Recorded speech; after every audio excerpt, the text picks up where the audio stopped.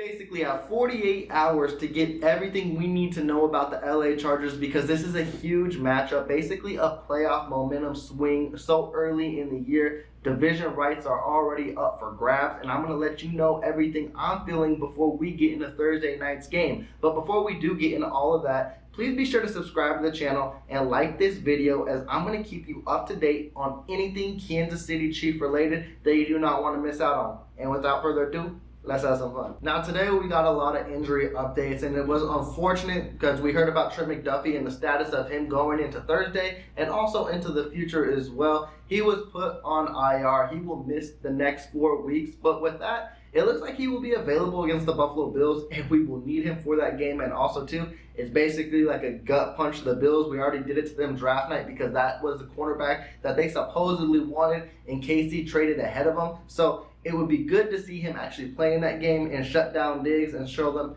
hey, we got the guy you wanted. But moving forward, it looks like that rotational depth in the cornerback room we will see much more often in these upcoming weeks, and I will talk about it much more in this game. Also, the Kansas City Chiefs made a couple practice squad moves that you guys should keep your eyes out for. Now they activated. There's two different meanings behind both of those, but Jake Cochran and Elijah Lee. Now activated, I don't really know the difference on both of them. Elevated means you're on the 53-man squad. Activated means you can, I guess, practice with the starters and you have a chance to be on the game, play game day, but I don't think your pay is guaranteed. See, I'm messing all that up. If anyone knows the specifics between elevated and activated, let me know in the comments down below. I think I was kind of right. I know elevated means you're on the 53-man roster. I think you can only be activated 3 times throughout the year, and then the team has to make a decision on you. I don't know the specifics on it. I think I was jumbling between all that, but I think I got pretty close. Those two were activated, though, moving forward. That means they brought 2 more to the practice squad, and they are familiar faces in DiCaprio Bootle and Corey Coleman. You all know, I'm a huge fan of Corey Coleman. He worked his ass off in the preseason and offseason to be on this team, so I'm excited to see him be on this practice squad. And I know a lot of people have indifferent feelings about DiCaprio Bootle. I get it, but at the end of the day, with McDuffie going on IR, you need more cornerback depth, and definitely with someone who knows the system. I don't think Kansas City's going to throw him out there right away. Of course, that'll be in the lights of a Jalen Watson and a Joshua Williams. But Bootle is going to be on the practice squad just in case something happens. And now we're going to talk a little bit more about Butker, because we just signed Matt Amendola to the practice squad. But Butker, surprisingly, he is still day-to-day. There was no IR move on him. There was no initial diagnosis of him being out for this week. So I don't know the likelihood of him playing this game. Honestly, I would be shocked if he plays this game. But we will have to see.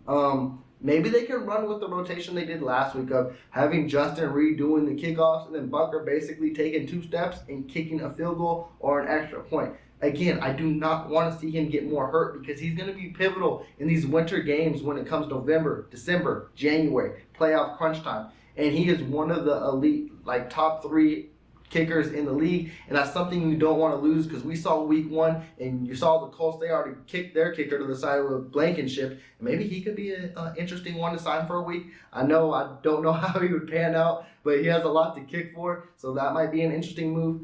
But with Butker, he's definitely someone you need moving forward, because week 1 we saw, hey, kickers, they do not know how to kick no more. And if you have the top 3 or 5 guys, you are basically set. But now, let's move on to the Chargers side of the ball, because they got injuries too, and it looks like Keenan Allen will not play in this game. He did not practice. They're still 50-50 on whether he'll play or not, but he has a hamstring issue as well. And basically, Staley mentioned that he doesn't know if he'll play in this game, and they're looking more towards the future. They know this isn't a long-term hamstring injury, so they said just be cautious with it, but it benefits KC because this will be back-to-back weeks. They don't have to play a number 1 wide receiver again. And Keenan Allen, he is a slayer. It's impossible to stop him, and Kansas City knows that oh so much. So if he's missing on this offense, that's basically advantage KC. Well, we lost our starting cornerback. They lose their number 1 wide receiver, so kind of evens out, right? But we will jump on their defensive side of the ball, because J.C. Jackson looked like he had his first practice today. It was in limited capacity, but still, that's going to be interesting moving forward too. If he plays in this game or not, that is a huge advantage for the Chargers. They have a great D. They got pieces all over the board. I don't need to talk about it, but I will later on. But we saw this offseason what they did. They built this defense to specifically stop Mahomes, and they brought J.C. Jackson in for that reason too. So I know they want him on the field. I just don't know if it will be likely with the injury he is dealing with. We'll just have to see coming in a Thursday what that final report looks like. Now we're going to get right into the game, and I'm going to give you 3 things you should look out for, maybe on both the Kansas City Chiefs and the LA Chargers. It's going to be how you view it, but it's definitely things the Chiefs should watch out for and things the Kansas City Chiefs can exploit. And we're going to start right in the DB room because that is the topic of conversation now that Trent McDuffie will be missing this game. But I say don't worry so much. Now, again, I don't know too much about these guys, but what I've seen on tape so far of a Jalen Watson is I think he can hold his own. And also, too, he doesn't have to hold it against the likes of a Keenan Allen unless he makes a surprising quick recovery and he plays Thursday. But Mike Williams is no joke either. Then they got Guyton and then they got Palmer. Big guys. Palmer, I think, has speed to him. But again, you still got Fenton and you still got Snead. I think Snead will draw Williams, and I think that will be the matchup to watch. And if you saw Snead week 1, you saw he's all over the field. And I think he's going to get Williams fits. But we also seen Williams against the Kansas City Chiefs, and he balls out every single time. So Kansas City definitely needs to have an answer for him, and they need to treat him like a number 1 too. And then they also got that new tight end in Gerald Everett. Don't let him slide under the radar. I know he's had a very inconsistent career with the Rams and I think the Seahawks last year, but with a star like Justin Herbert slinging the ball like the way he does, he's going to make Everett very useful in this offense. So KC needs to find a way to slow that down, whether it be Justin Reed or Juan Thornhill. And let's focus on Juan Thornhill a little bit because he said he's going to have an all-pro year. I mentioned it time in and time out. I'll tell you what, week 1, he looked like an all-pro.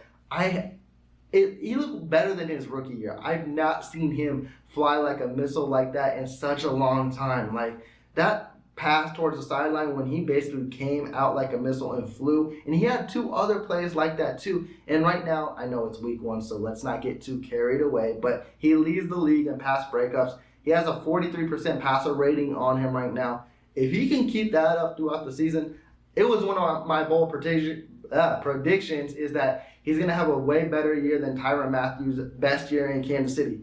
I may sound crazy about it, but I am holding high hopes with Juan Thornhill too. And then maybe we'll see more of Justin Reed at the safety position. And I'm not saying that he wasn't out there, but we all got kind of caught and carried away with in awe of, oh my God, he's kicking. We're actually seeing a safety do that, where a lot of us didn't focus on the plays he was doing on the field on the defensive side of the balls. And he was making plays too, and he was laying hits. So maybe we can focus a little bit more on that this week, and also too because the Chargers are a high-powered offense, so he's gonna need to be making plays on that side of the ball. I am struggling on my words. We're gonna get this corrected though.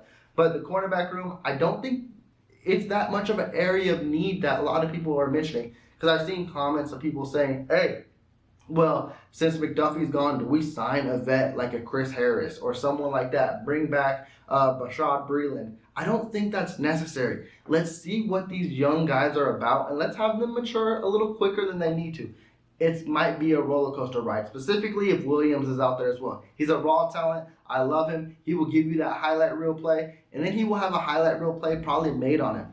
The thing is, patience. I think Jalen Watson is going to be perfect in this example too. He even played last week, and I think he was solid. Like I mentioned, yes, he gave up a touchdown. I think it's a very hard route to cover. I don't think many cornerbacks are going to cover that route, and it's going to be a touchdown 9 times out of 10.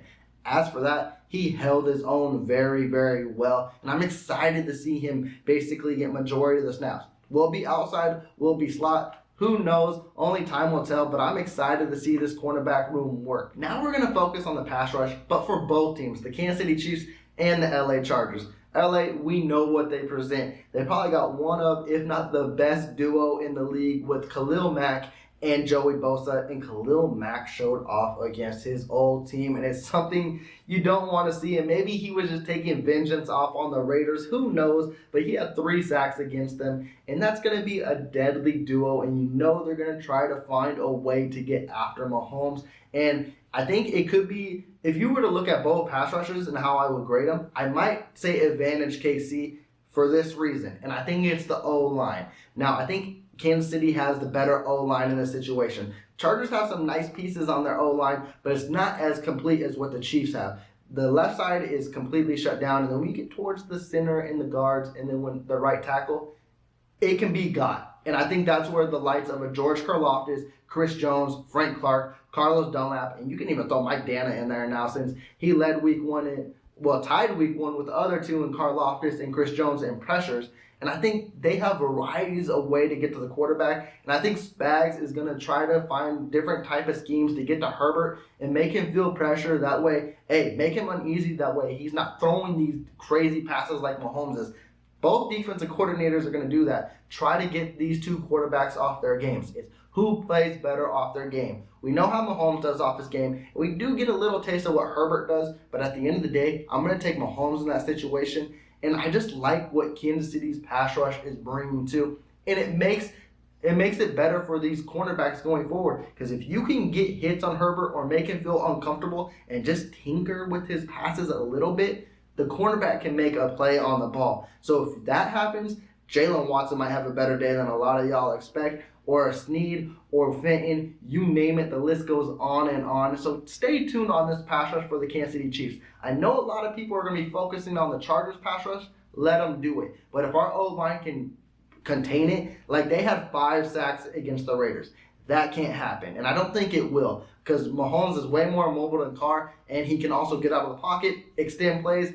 And I don't know if the Chargers really want to blitz Mahomes like that because he's better outside of the pocket. So you kind of got to pick your poison. So it's going to be interesting to see how the Chargers attack Mahomes. And it's going to be interesting to see how Spags attacks Herbert. And now my third and final reason why the Kansas City Chiefs can easily win this game and basically surprise the league. Yeah, I'm going to say surprise because a lot of people still think the Chargers are winning this division. Kansas City can go 1-up in the division early on and prove we ain't going nowhere. A lot of people think, oh, they beat an easy Cardinals team. They were missing Hawkins, so. Yeah, and they will say the same thing when we beat the Chargers too. Oh, they're missing Allen. They're missing J.C. Jackson if he doesn't play. But let's focus on the Kansas City Chiefs offense and the L.A. Chargers defense. Now, we know the LA Chargers, they bolstered that defense up. They got a lot of sexy names on that defense. Khalil Mack, Joey Bosa, J.C. Jackson, Asante Samuel, Derwin James. The list goes on and on. But this defense can still be got. If you pay attention to what the Raiders did or what they didn't do and not execute.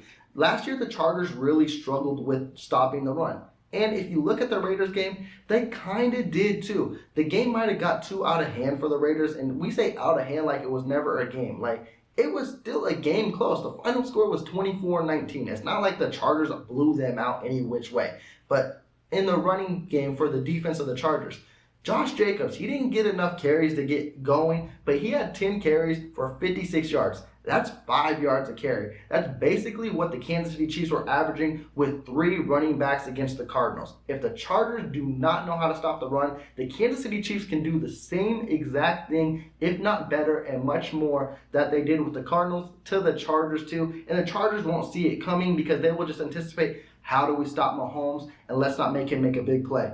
If Eric Bieniemy somehow, some way focuses on the run and tells Coach Reed, hey, we might have something up our sleeves to do it. Because remember, Bieniemy was a running back coach, and if he says, let's keep executing these 3 different running backs, let's throw CEH at them, Jet McKinnon and Isaiah Pacheco, it's going to be a good day. And then you do screen passes, which CEH excelled in week 1, and it would be fun to watch. But also, let's focus on the wide receiver core and the tight end group, which I think the depth with the Kansas City Chiefs is way better than what the Raiders presented against the Chargers. But let's focus on what the Raiders did against the Chargers.